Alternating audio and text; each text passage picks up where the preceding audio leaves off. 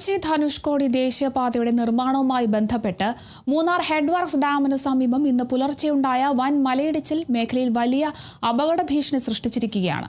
മലയിടിച്ചിലിനെ തുടർന്ന് ദേശീയപാതയിൽ ഗതാഗതം ഭാഗികമായി പുനഃസ്ഥാപിച്ചിരിക്കുന്നത്. നിലവിൽ ഒരു വശത്തുകൂടി മാത്രമാണ് വാഹനങ്ങൾ കടത്തിവിടുന്നത്.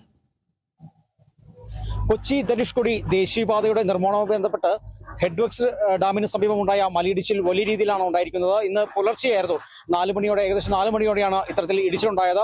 വലിയ രീതിയിലുള്ള പാറക്കല്ലുകളാണ് ഇവിടെ വന്ന് പതിച്ചിരിക്കുന്നത്. ഏതായാലും ഇതുവഴിയുള്ള ഗതാഗതം ഭാഗികമായാണ് പുനഃസ്ഥാപിച്ചിരിക്കുന്നത്. ഒറ്റവരി ലൈനിൽ മാത്രമാണ് വാഹനങ്ങൾ കടത്തിവിടുന്നത്.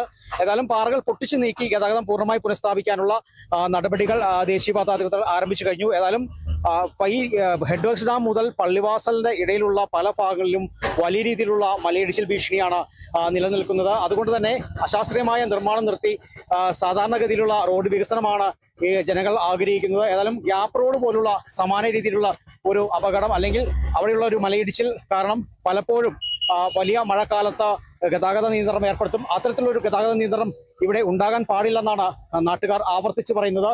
ഏതായാലും അശാസ്ത്രീയമായ നിർമ്മാണം മാറ്റിവെച്ച് ഈ പാറകൾക്ക് ഇവിടെയുള്ള പരിസ്ഥിതിക്ക് ആഘാതമേൽക്കാത്ത രീതിയിലുള്ള നിർമ്മാണ പ്രവർത്തനങ്ങൾ നടത്തണമെന്ന് തന്നെയാണ് നാട്ടുകാർ ആവർത്തിച്ച് പറയുന്നത്. ഏതായാലും എനിക്ക് പിന്നിൽ കാണുമ്പോൾ യന്ത്രങ്ങൾ ഉപയോഗിച്ച് പാറകൾ പൊട്ടിച്ച് നീക്കി ഗതാഗതം പൂർണ്ണമായും പുനഃസ്ഥാപിക്കാനുള്ള നടപടികൾ ദേശീയപാത ആരംഭിച്ചു കഴിഞ്ഞു. പക്ഷേ എന്നാലും കൂടെ ആ പൊട്ടി വീണ സ്ഥലത്ത് തന്നെ മുകളിലായി തന്നെ വലിയ രീതിയിലുള്ള അപകട ഭീഷണിയും നിലനിൽക്കുന്നതായി നമുക്ക് കാണാൻ സാധിക്കും. ഏതായാലും എത്രയും പെട്ടെന്ന് ഗതാഗതം പുനഃസ്ഥാപിക്കും എന്ന് തന്നെയാണ് ദേശീയപാത അധികൃതർ വ്യക്തമാക്കിയിട്ടുള്ളത്.